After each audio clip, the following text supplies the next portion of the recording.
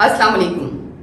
Overseas Pakistani फौजे Chughtai के मेहमान, आज हमारे मेहमान हैं सिटी प्रेस में हनीफ अंजुम साहब। हनीफ अंजुम साहब के बारे में मैं ये अब तक जो जानती हूँ कि ये एजुकेशनिस्ट हैं, एंकर हैं, मोटिवेशनल स्पीकर हैं, कॉलमिस्ट हैं, इसके अलावा ह्यूमैनिटेरियन हैं और इसके अलावा क्या क्या हैं, चलें इनसे बात करते हैं। जी अस्सलाम वालेकुम। जी वालेकुम अस्सलाम। कैसे जी हनीफ साहब खुश आमदीद। जी बहुत शुक्रिया, आपका बहुत शुक्रिया, आपने मुझे मौका दिया, थैंक यू। थोड़ा सा अपना तारुफ कराइएगा प्लीज। तारुफ तो माशाल्लाह आपने कराई दिया मेरा, और काफ़ी बड़ा तारुफ करा दिया। हनीफ अंजुम मेरा नाम है। एजुकेशन से मेरा ताल्लुक है, पढ़ाता हूँ मैं बच्चों को और लिखता हूँ अखबारात में। इसके अलावा मुख्तलिफ प्रोग्राम्स करता हूँ, तो एज ए जर्नलिस्ट ये आप मुझे कह सकते हैं। और इसके अलावा जो मुख्तलिफ इंसानी हकूक़ की ऑर्गेनाइजेशंस हैं उनके साथ भी काम करता हूँ अल्हम्दुलिल्लाह। ये मेरा तारुफ है। बहुत शुक्रिया हनीफ साहब। आज हम समझते हैं कि दौरे हाज़िर में जो हमारी यूथ कैपेसिटी है, जो टॉलरेंस उनमें होना चाहिए था, उसकी कमी है। इसकी वजूहात भी हम डिस्कस करेंगे और इसके अलावा ये जानना चाहेंगे कि इसको हम किस तरह से अपलिफ्ट कर सकते हैं। जी बिस्मिल्लाहिर्रहमानिर्रहीम। बहुत ही दुखती राग आपने छेड़ी है और ये आज का हमारा बहुत ही बड़ा अलमिया है कि पाकिस्तान जब से मार्ज़ वजूद में आया है, हमें ये महसूस होता है कि हम दिन ब दिन पहले से डाउन साइड की तरफ जा रहे हैं।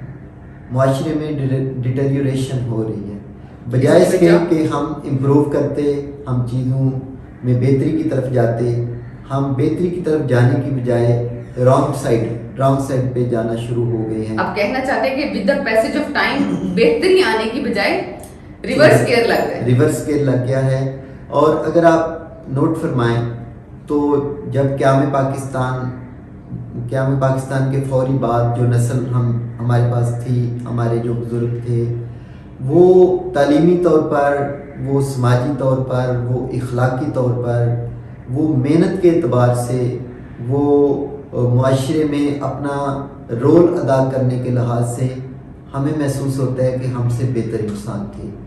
और वक्त गुजरने के साथ साथ तालीमी तौर पर अगर आप देखें तो लोग पहले से डाउन चले गए हैं।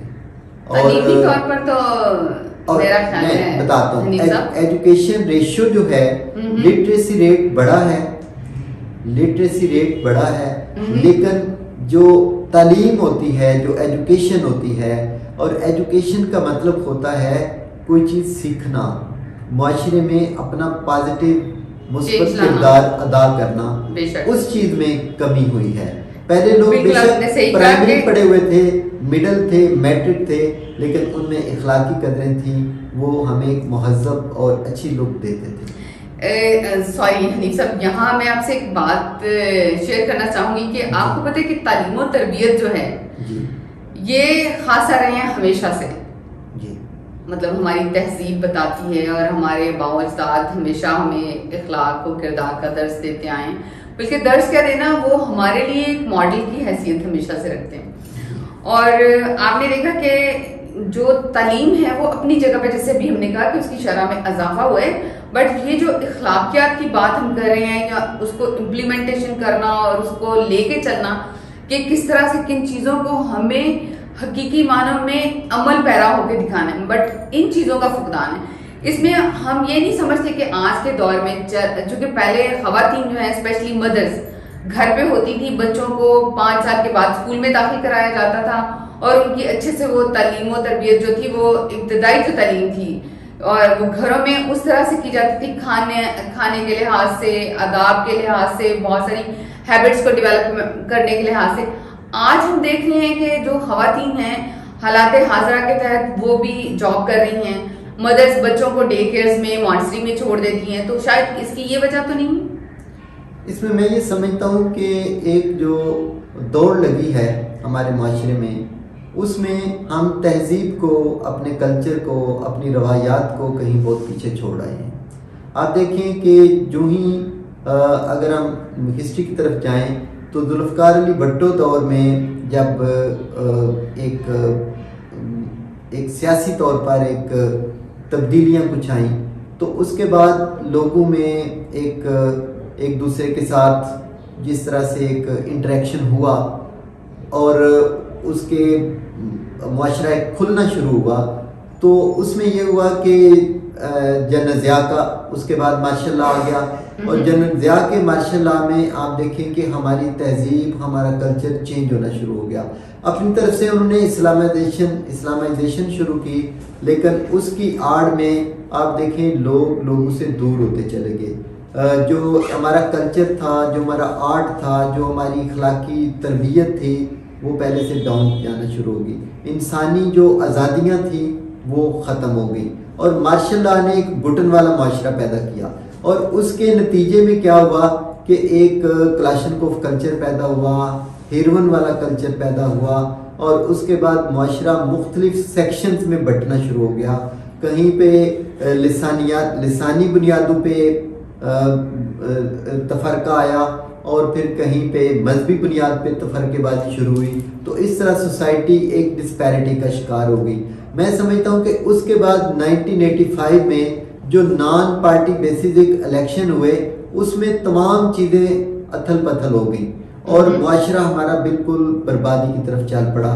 ایک جو سیاسی طور پر جو ہمارے ملک میں سٹیبلٹی آنے کی کچھ امید تھی، وہ سٹیبلٹی آنے کی بجائے ڈاؤن سائڈ پہ جانا شروع ہو گئی۔ تو میں تھوڑا سا یہ بتانا چاہوں گا کہ جو ایجوکیشن ہے اس میں، اور جو ایجوکیشن میں لوگ انوالو تھے اور آج تک ہیں، ہم سمجھتے ہیں کہ ہماری کوئی سالڈ ایجوکیشنل پالیسی کہ ہمیں یہ والی نسل چاہیے۔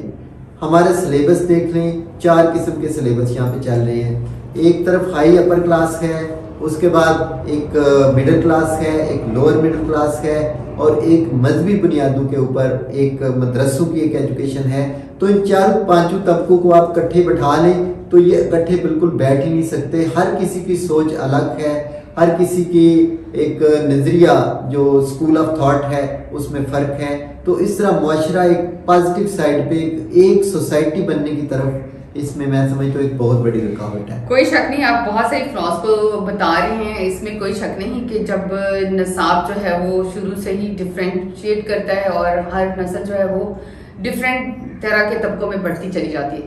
اب ہمارا سوال یہاں پر یہ ہے کہ آج کے اس دور میں ہماری پریزنٹ یوتھ کو اور آنے والی یوتھ کو جو پرابلمس آ رہی ہیں ان کو اوور کم کرنے کے لیے ان کو خود بھی ایفرٹس کرنی چاہیے۔ انہیں جسٹ یہ نہیں ہے کہ انہوں نے ڈگریاں لے لی ہیں اور وہ مارے پھریں، ان کو بہت ساری ایسی سچویشن کا سامنا ہے، بہت سارے چیلنجز کا سامنا ہے، اس میں انہیں اپنے آپ کو اسکلفل کرنا چاہیے، اپنے آپ کو عملی طور پر ثابت کرنا چاہیے کہ وہ کچھ کرنے کے قابل ہیں، نہ کہ وہ جیسے آپ کہیں کہ بھئی وہ ڈرگس کی طرف چلے جاتے ہیں، اسموکنگ کی طرف چلے جاتے ہیں، بری ہیبٹس میں چلے جاتے ہیں، جسٹ فار دا گیمز اپنا ٹائم ویسٹ کریں۔ اور یہاں میں ایک بات اور بتانا پسند کروں گی، کیونکہ آج کے اس ڈیجیٹل دور میں گیمز نے بچوں پہ اتنا برا افیکٹ ڈالا ہے، وہ بے شک کسی بھی ایج کے بچے ہیں، ایون کہ یونیورسٹی لیول کے بچے ہیں، ایون کہ کالج لیول کے، اسکول لیول کے، وہ سب کے سب ان گیمز میں اتنی مار دھاڑ کرتے ہیں کہ وہ چیزیں جو ہے نا وہ میری سمجھ سے بالا تر ہیں کہ آپ ہر وقت گیمز میں مار رہے ہیں، مطلب آپ کا ٹارگٹ ہی یہی ہے۔ تو یہ جو پیشنٹ لیول کم ہو رہا ہے، میں سمجھتی ہوں یہ اس کی بھی ایک بڑی وجہ ہے، کیونکہ ہر وقت آپ کے ہاتھ میں ایک گن ہے اور ہر وقت آپ اس گن کو جسٹ فیول کرتے ہیں، آپ اس میں کوئی ایسا ٹارگٹ نہیں ہوتا جس کو آپ اچیو کرنے کی کوشش کرتے ہیں۔ آج کے دور میں اگر ہم سمجھیں کہ جی آپ کو اپنا اخلاق بہتر کرنا ہے، اپنا آنے والا کل بہتر کرنا ہے، جیسے ابھی آپ اور ہم بات کر رہے تھے کہ اگر یہ ذاتی طور پہ اپنے عمل کو اچھا نہیں کریں گے، پازیٹیو نہیں کریں گے، سیدھی راہ پر نہیں لے کے جائیں گے، تو اس طرح کے معاملات تو ہمیں دیکھنے میں آئیں گے۔ میں یہ سمجھتا ہوں کہ جو ہی ہمارے معاشرے میں ترقی کا ایک فلو ہوا ہے فارن کنٹری سے، ویسٹ سے، اور ڈیجیٹل چیزیں آئی ہیں، تو ہم لوگ ذہنی طور پر اور سماجی طور پر اس کے لیے پریپیئرڈ نہیں تھے، ہم تیار نہیں تھے، اور ایک ان پریپیئرڈ قوم کو وہ ایک دم سے چیزیں مل گئیں، اور جب وہ چیزیں ہمیں ملی ہیں تو ہم ان کو آگے سے ہینڈل نہیں کر پائے۔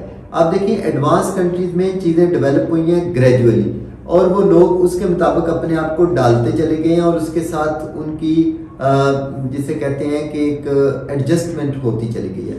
ہم اس کے ساتھ ایڈجسٹ نہیں کر پائے. ہماری جو نئی نسل ہے وہ جو ہی اس کے پاس ڈیجیٹل چیزیں آئی ہیں, انٹرنیٹ آیا ہے, موبائل آیا ہے, اور یہ سارے ماڈرن اکوپمنٹس آئے ہیں, وہ ان کو یوز کرنا جانتے نہیں تھے, اور یہ بالکل ایک دم سے سیلاب جب آیا ہے تو وہ اس کو پازیٹیو یوز کی بجائے اس کا نیگیٹو یوز ہونا شروع ہو گیا ہے, اور اس کے نتیجے میں کیا ہوا ہے کہ ان کی تعلیم ڈسٹرب ہو گئی ہے, ان کی ہیلتھ ڈسٹرب ہو گئی ہے, ان کی گیمز ڈسٹرب ہو گئی ہے, اور اس کے نتیجے میں پورے معاشرے کا ایک پورا سٹرکچر, سوشل فیبرک جو ہوتا ہے وہ تباہ و برباد ایک دم سے ہو گیا ہے. اور جب ٹیکنالوجی آئی ہے تو یا تو ایسا ہوتا کہ معاشرے کے جو مفکر ہیں, جو سوچنے والے لوگ ہیں, وہ مل بیٹھ کر سوچتے کہ ہم نے معاشرے کو کیا دینا ہے اور کیا نہیں دینا ہے, اور اگر یہ چیز آتی ہے تو اس کا کیا فائدہ ہوگا یا نقصان ہوگا. ہر چیز کو ایک بالکل شتر بے مہار کی طرف چھوڑ دیا گیا ہے, اور اس کے نتیجے میں آگے جو رزلٹ آئے ہیں, یہ رزلٹ کا نہ تو ان کی کیلکولیشن تھی, نہ کسی کو پتا تھا, اور اب وہ رزلٹ اتنے زیادہ ان کا ایک سیلاب امڈ آیا ہے کہ پوری سوسائٹی کو اس نے بہا کے لے گئی ہے, اور آج بالکل اخلاقی طور پر اور سماجی طور پر ہمارا معاشرہ بہت ہی خراب ہو گیا ہے. لیکن ہم سب کی فردن یہ کوشش ہونی چاہیے, ہم سب کو اپنے اپنے طور پہ اپنی ان پٹ ڈالنے کی ضرورت ہے, کیونکہ میں سمجھتی ہوں کہ اگر ہم میں سے ہر انسان اپنے حصے کے کام دوسرے پہ ڈال دے گا. ابھی جیسے میں آپ کو بتاتی ہوں کہ بازار چلے جائیں تو آپ کسی چیز کا ریٹ کنفرم کریں تو پتہ چلتا ہے کہ جی یہ کل 200 کا تھا اور آج 300 کا ہو گیا. دیکھیں یہ کام, ہر کام گورنمنٹ کا, ہر کام ریاست کا, ہمیں وہ چیزیں اپنی جگہ پہ بالکل ٹھیک ہیں, بٹ ہم لوگوں کو اپنی اپنی ان پٹ بھی تو دینی ہے, اپنا اپنا احتساب بھی تو کرنا ہے. صرف بڑے لوگوں نے ہی نہیں جواب دے, ہم لوگوں کو بھی جواب دینا. اور دوسری طرف آپ آ جائیں, آپ دیکھیں کہ ابھی ہم جیسے بات کر رہے ہیں کہ بھئی ٹالرنس کیوں کم ہوتا جا رہا ہے, یہ ہماری اخلاقی قدریں کیوں ڈاؤن فال ہو رہی ہیں. ان کا آخر ان کی وجہ جو ہے وہ ہر وقت ہم ہی لوگوں نے اپنے اپنے کام اچھے سے نہیں کرنے. تو جیسے ابھی بات ہو رہی تھی کہ جی جب ہم کسی کو گھر پہ کام کے لیے بلاتے ہیں اور آج ہم اس کا اچھا کام دیکھ کر تھوڑے پیسے زیادہ دے دیتے ہیں, اگلے دن وہ کام سے ہی غائب ہو جاتا ہے. تو یہ جو ساری قدریں ہیں نا حنیف صاحب, یہ قدریں ہم لوگوں نے خود ان کو مینٹین کرنا ہے. اس کے لیے کوئی بھی مطلب نہیں آئے گا باہر سے, ہم لوگوں کو اپنے آپ کو سدھارنا ہے, اپنا احتساب کرنا ہے. اگر ہم چاہتے ہیں کہ ہمیں معاملات زندگی بہتر کرنے ہیں, ہمیں آگے بڑھنا ہے, ترقی کرنی ہے, آج کی یوتھ کو, آنے والی یوتھ کو کوئی پلیٹ فارم دینا ہے, تو ہم سب کو سب سے پہلے اپنے آپ کو اس ڈاؤن فال سے بچانا ہوگا. مس فوزیہ میں تھوڑا سا ایکسپلین کرنا چاہوں گا. آپ نے اسٹارٹ کی بات کہ جب بازار میں ہم جاتے ہیں تو ایک دن چیز کا ریٹ کچھ ہوتا ہے اور اگلے دن کچھ ہوتا ہے. تو اس کی ریزن میں آپ کو اس طرح سے پیش کروں گا کہ چونکہ معاشرے میں ہمارے ملک میں چونکہ اکانومی کے اوپر کنٹرول نہیں ہے اور اس کا بیلنس نہیں ہے. وہ اس لیے نہیں ہے کہ اکانومی چلتی ہے جی ڈی پی کے اوپر, گراس ڈومیسٹک پروڈکٹ کے اوپر. ہماری جی ڈی پی اس وقت بری طرح ڈسٹرب ہے, ہمارا پر کیپٹا انکم بری طرح ڈسٹرب ہے.